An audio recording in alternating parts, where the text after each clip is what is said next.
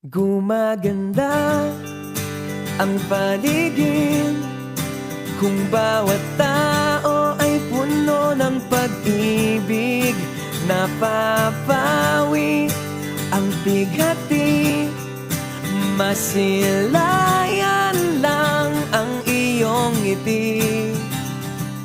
Okay gandang isipin ang isang mundong puno ng pag-ibig.